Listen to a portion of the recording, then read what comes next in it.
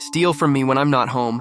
I'll steal your childhood and put you in handcuffs. About midway last week when I came home from work, I noticed my shed door was open, and the padlock that I used to keep it shut was broken, and I had a lot of bags full of empty soda cans in there. My friends and I tended to drink a lot of soda, so I built up a lot of cans over the course of about a year. I was going to cash them in at the bottle drop soon because I liked big payouts. It was 10 cents a can where I lived after all. But there was more than just my bags of cans missing from the shed, too. They took my gardening shears, a steel rake, 2 shovels, one of them being one of those folding camping ones, a full 2-gallon gas can, a cheap power drill, an electric hedge trimmer, an electric chainsaw, and a machete. I checked my camera footage, and there were my 3 nephews, ages 16, 15, and 14, breaking into my shed with one of their dad's large claw hammers. It only took them a few hits to smash that cheap lock. After they first broke into my shed, they took what they could by hand. Then they came back with some shopping carts that I'm guessing they also stole.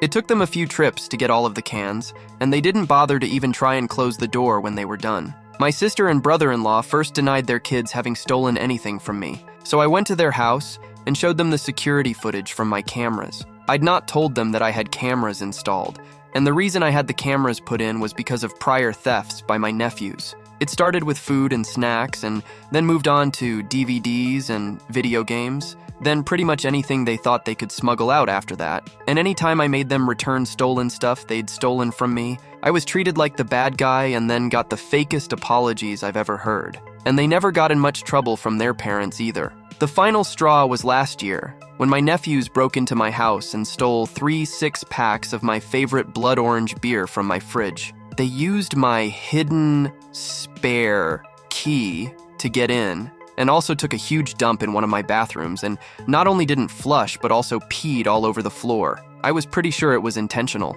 The beer they stole was hidden in one of their bedrooms. When I confronted my sister and brother-in-law about my nephew stealing it, I was basically given an equivalent to boys will be boys when I wanted them punished. So I had the cameras put in and told no one, which was a smart move. When my sister and Bill saw the camera footage of my nephew stealing from me, they seemed furious, but in reality they were actually more angry that their boys skipped school to steal from me. They'd spent all day making repeated trips to the bottle drop and cashing the cans at the machine. The bottle drop also paid by machine, so they just kept bringing the cans until they cashed them all. The money actually amounted to nearly $200. With that, and a destroyed padlock, I told my sister and Bill that they now owed me $200. My sister and brother-in-law went from being angry at their kids to making excuses for them, and then being angry at me for wanting that money back when I knew they had 3 kids and a mortgage. I said it was either that or I go to the police and press charges. They told me to get out, and I informed them that they had 2 days to decide how to pay me back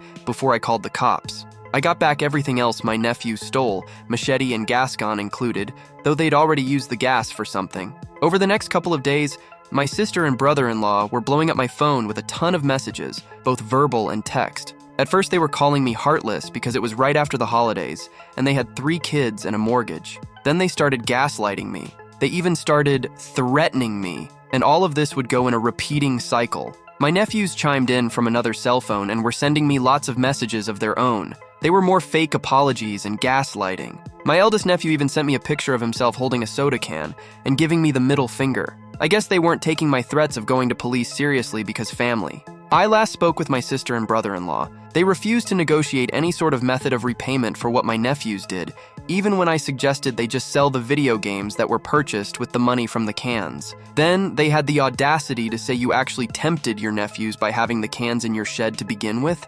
Oh yes, I was the devil snake that tempted my nephews with a shed full of cans that just screamed money, money, money. So that was it. I went to the police station that morning and filed a report. I gave them a copy of the video footage of my nephew stealing from my shed. I gave them the broken lock they smashed, show them all of the texts which were screenshot, and also given as evidence. Hell, I even gave him a copy of the photo my eldest nephew sent me of him flipping me off.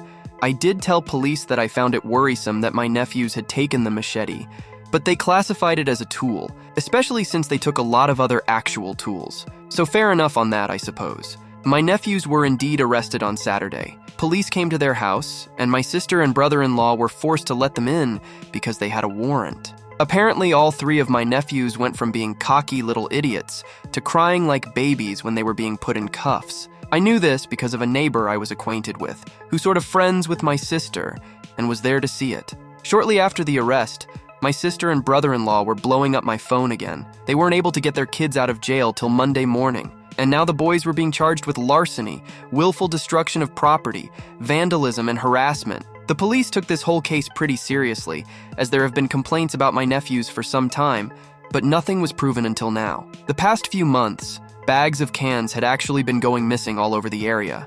I don't know if it was my nephews or not, but they were likely suspects. And with word spreading of their arrest, let's hope other neighbors with security cameras came forward with more footage. My sister and brother-in-law showed up at my house too. I refused to open the door and told them that this all happened because they were enablers who refused to hold their kids accountable for their actions. That made them just scream and pound on my door more till I threatened to call police on them too. And since I've done it already, they knew I meant it now, so they left without any more trouble. But they went back to blowing up my phone. I didn't block my sister or brother-in-law. Instead, I decided to just save all of the messages they sent me, because I made the decision to take them to small claims court over this. I didn't really need or want the money and had already replaced the destroyed padlock with a much better one.